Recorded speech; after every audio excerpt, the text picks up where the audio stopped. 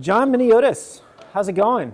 Going very well, Andrew. Thanks for having me on. Thanks for coming on here. So it's quite busy out there. What's going on, and why is it quite busy compared to other years? No, it's amazing. Excellent turnout here at the Rural Symposium.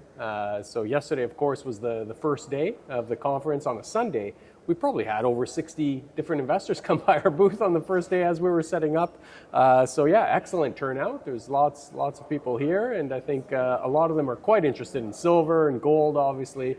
And I think we offer an excellent sort of story there on that side. And so, it's great to be here for sure. Yeah, excellent. Let's talk about your outlook for silver here, being in the silver company. We've had quite the move here with really the last, really since the springtime, early springtime. Tell me what your outlook is, and do you see this continuing? Yeah. Very, very bullish over the medium term, I'd say, on both gold and silver.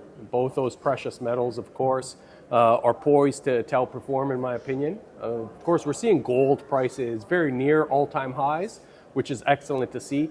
Silver price has been playing catch-up over the last several months here, and I think is poised to outperform. Typically in rising gold price environments, silver tends to move a bit later, but definitely a bit faster and plays catch up and really outperforms.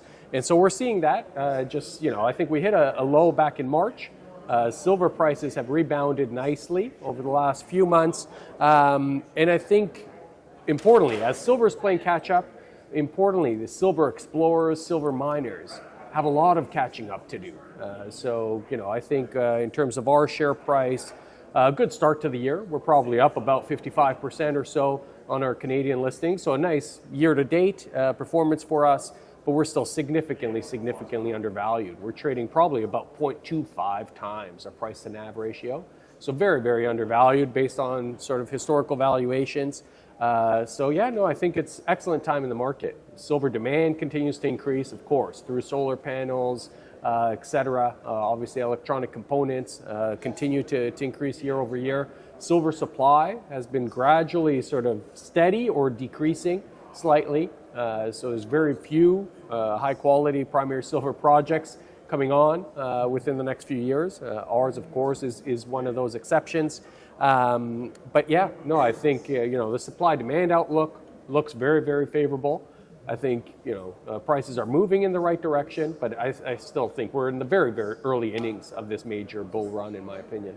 So let's talk about that as far as why has the equities lagged? Because I do think there's a huge opportunity there for investors, but why have they lagged? And it looks like they're starting to catch up. And do you think you obviously think that's the beginning, but why so? Sure. Yeah, so when you look at the performance, I'd say, well, this year, sort of a bit of an exception, but over the last 2.5 years, it's been very, very difficult. And there's, it's been not a lot of demand for gold and silver miners and explorers out there. And so it was just really a matter of sentiment. And so it was much easier to make money investing in US tech stocks or high growth companies that have been performing well, whereas gold and silver have been sort of lagging over the last few years. I'd say in March, we kind of hit rock bottom. I'd say in March, it was very, very negative sentiment. Nobody run into, so even companies like ourselves that were coming out with very favorable news over the last several years, you were not seeing that being translated in higher share prices. And so there was just always selling pressure out there. So even if you had good news, you see high volumes, but it's just a lot more selling that would come and offset sort of the increased buying there. So I'd say we saw probably March of this year, sentiment probably hit rock bottom, I would say. It was very, very difficult. For us, we've had a lot of positive news since then. So we announced our pre-feasibility study in late March. And then in April, we announced a large strategic financing. We raised $20 million. We brought in Kinross Gold, Central Puerto, which is a large utility company out of Argentina. That was done at a premium to the market price with no warrants. So very, very favorable for our shareholders. And so that really helped us. And then as silver and gold prices moving higher, we're now getting into the flow where we're going to be announcing drill intercepts coming out very shortly. So I think for us, fully financed, obviously we're in a great position. And so you started to see that tick higher in commodity prices. But I think we're still historically very undervalued. Yeah, I would agree. And just for full disclosure, I'm an avid fan and follower of you and the company. But I do want to talk a little bit more. Let's dive a little bit deeper first in the project. If people that are unaware of the project, tell us, let's start from there. Just tell us about the project. So the main project's called Diablillos. It's in the Salta province of Argentina, which is a very, very mining-friendly province there. And of course, we can talk about Argentina as well, which is turning the corner, becoming much more mining-friendly as well. Please. But yeah, in terms of the project, it's a large-scale resource already. So we now have 260 million ounces of silver equivalent in the ground. So it's 100% precious metals, about 60% of the revenues from silver, 40% from gold. So it's 100% precious metals. Importantly, it's located very close to surface, open pittable, in oxide, so easy to mine, easy to process, good recoveries, etc. So a very, very economic project. And so for the last 3-4 years now, we've been consistently drilling this, growing it. And so we've doubled the resource here over the last 3 drill campaigns that we've conducted.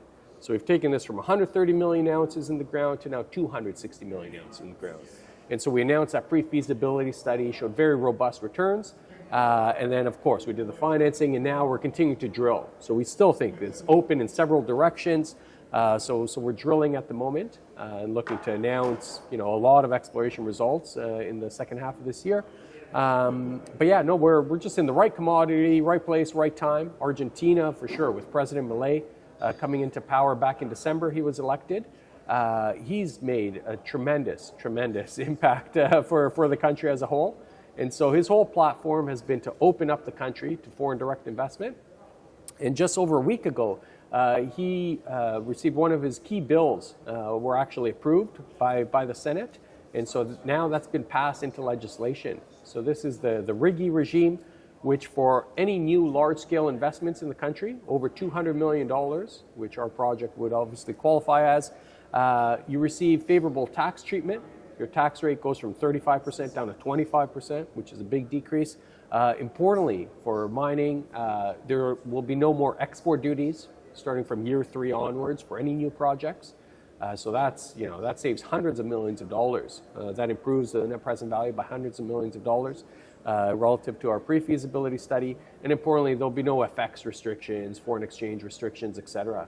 So he's really taking a very, very positive leap forward for the country. And I think that's definitely being noticed. So of course, Kinross is now an investor in us. They've had no exposure to Argentina in the past. They're obviously now have an equity position in us. Another company we partnered with, Teck, which is one of Canada's largest base metal miners. They've partnered with us at our other project in Argentina called La Cuepita. So you're seeing these large companies taking sort of, small steps, gaining exposure to Argentina. And we think, Diablillos is, ideally located sort of within the country at the right stage. Got it. Give me a timeline then. You said your pre-feasibility study, you got a lot of great news that's going to be coming out hopefully in the second half of the year. What's next then in the next, I would say, the game plan of 3 to 5 years, and where are we at on the road to production? That's what investors would really want to hear. Absolutely. So for us, it's quite advanced stage. So we've already announced a pre-feasibility study. We're doing sort of our phase 4 exploration campaign right now. That'll be completed by January. So another 6 months or so of drilling for us. We'll be drilling 20,000 meters in total. And so this year for us, it's really going back to drilling, continuing to expand this. And then next year, once the drilling is complete, again, we'll update the resource estimate and then announce a feasibility study by the end of 2025. That's great news. Once we have that feasibility study, you can sign an investment agreement with the government, which locks in your taxes, your royalties, etc. And then you can make a construction decision here. So in the first half of 2026, so less than 2 years from now, this could be ready for a construction decision. And then it'll be about 2 years to build the project. And so you could be up and running sort of in 2028. That's great news. One of the things as an investor that I am an active investor, that I'm always very concerned about is share structure and what the company is doing to protect me as an investor. You made a comment about how you had a big raise that were without warrants. Please correct me if I'm wrong. That's music to my ears, but just please comment about the share structure and how you're protecting people like myself. Sure. Yeah, so when you look at our history here, so I started running this company in 2020, January of 2020. It was a $10 million market cap, so it was a small sort of junior. Our first financing was done, I think, at 5 cents a share, maybe 6 cents a share. Since then, we've done about 3 or 4 different financings. Each of those have come at significantly higher prices. So we went from 6 cents a share to maybe 11.5 cents a share.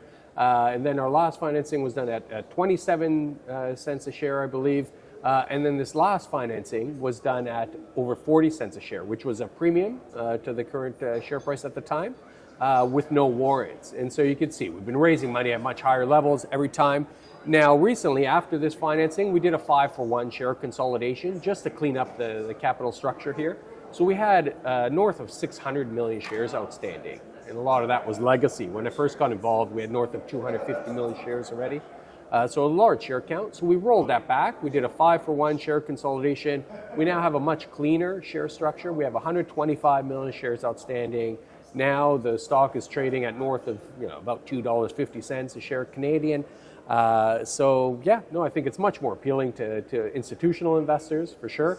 Having a cleaner share structure, fewer shares outstanding, and I think we've been very, very conservative. So we continue to have very low G&A costs. We spend the vast majority of the funds in the ground where we've added a lot of value. And so when you look at our discovery costs, we have one of the best, I'd say, in the silver space here over the last 3 years. For every 12 cents we've spent on exploration, we've added an ounce of silver in the ground. So our geologists have just done a phenomenal job for us adding value. And so I think that's key for investors. We're not, I think we've been very sort of strategic how we use the funds, specifically targeting certain areas of the deposit. And so I think we've shown good rates of return on our exploration efforts here. And I think that'll continue. And importantly, now we're fully funded. So with the $20 million we raised at a premium with no warrants, we're fully funded for 2024 and 2025. So fully funded to get to that feasibility study stage. And I think that's key for new investors looking at the story now. Excellent. Just real quick, tell us about you and your background and why people should believe in you, because Sure. I always consider location Yeah. and then the management. I'm betting Absolutely. who I'm betting on, so why would we bet on you? Great. Yeah, so for me, I have a finance background, graduate from the University of Toronto. I've been doing mining my entire career, so about 20 years now. So started off as an analyst at Barrick Gold.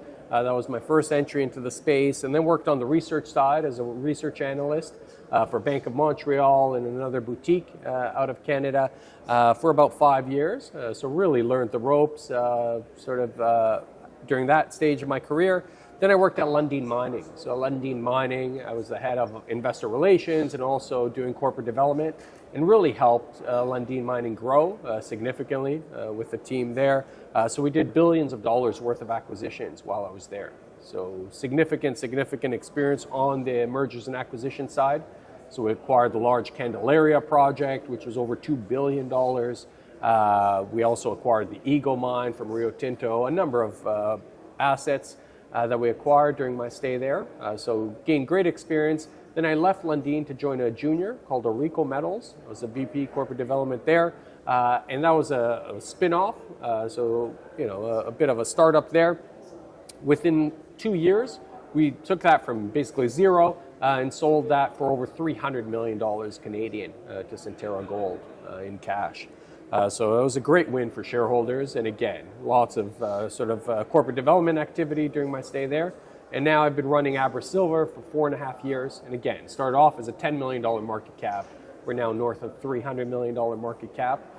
This is a very, very exciting project for sure. And importantly, I have an excellent team surrounding me. So Dave O'Connor is our chief geologist. He lives down in Argentina, in Salta.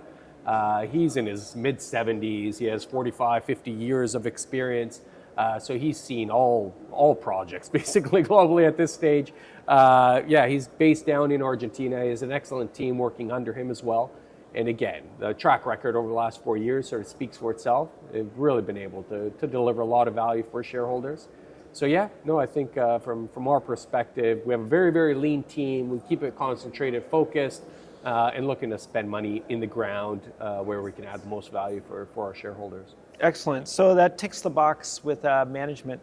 So just if you would, people want to get in touch with you, want to become an investor, where do they go? And also give your ticker symbol and where you're traded. Sure. So traded on the TSX Venture primarily, ABRA, Abra is the main ticker there.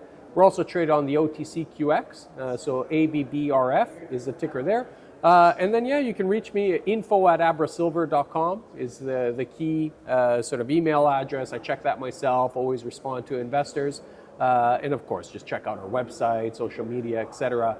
We're always posting updates. And the best way is just go onto our website, get on our mailing list so you can just register to receive our updates as they come out. I think in the second half of this year, which we've now entered, there'll be a lot of exploration results coming out. So every few weeks, we expect to have news flow. If you're on the mailing list, and then reach out to me, of course, through that email address, and always happy to speak with our investors. Yeah, you are. You've been very accessible to me, so I really appreciate that. John with Abra Silver, I do want to thank you so much for spending this time with me, and best of luck, and we'll be in touch. My pleasure. Thanks very much. Take care.